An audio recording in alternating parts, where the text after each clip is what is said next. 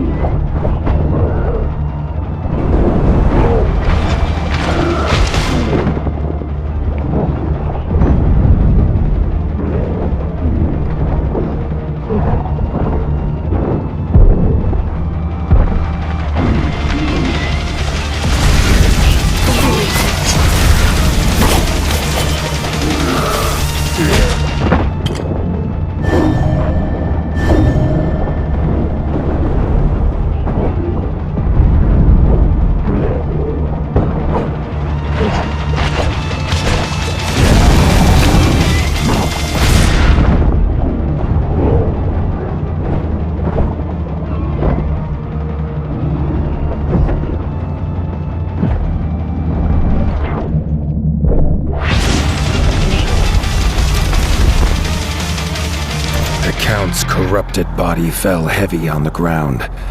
Arlo rushed to the edge, calling for the king, but the only answer in the mist was the icy wind.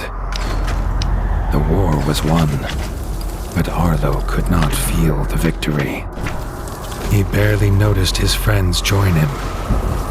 The Fellowship bowed their heads in honor of their brave king.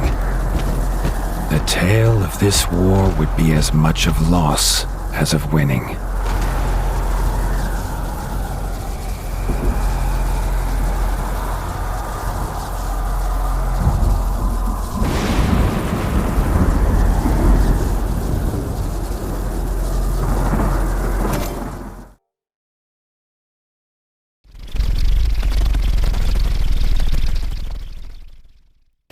They returned to the Crimson Keep in near silence, each with their thoughts. There would be no victory parades.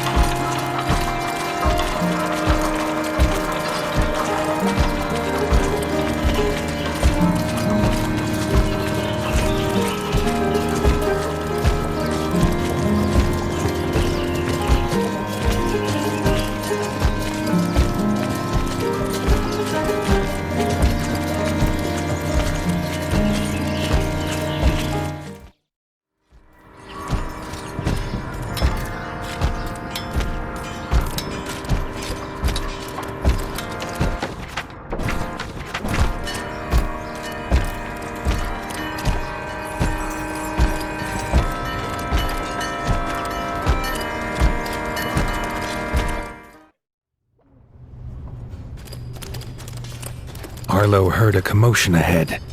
In the throne room were raised voices.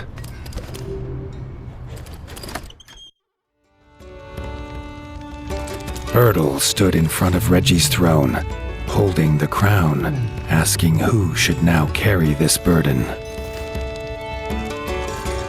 Dennis barged forward to claim it. He was brother of the king. It was his by birth. Robin stepped forward and proclaimed that Arlo was rightfully king.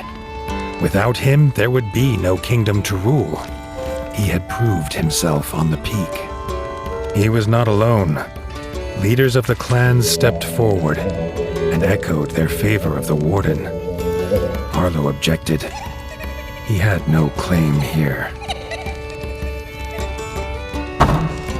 Bertil slammed his staff into the floor to silence the rising voices. He had a secret to tell. Arlo's father was King Rattus. Bertil himself had delivered him as a child to the warden. He had a claim, if he was willing to take it. Arlo felt the truth of it, and the paw of destiny seemed to push him forward to take his place upon the throne. Bertil placed the crown upon his head. The weight of rule was his now. Dennis had been forgotten in the shouts of joy from the clans. He raised his blade and swore vengeance. It was his birthright, and he would reclaim it from this usurper. Arlo set aside the warden and became the king. A new dawn broke over the land, bright and clear. The king sensed it would not last. The promise of his half-brother would surely mean war would come again. But that, as they say, is a tale for another time.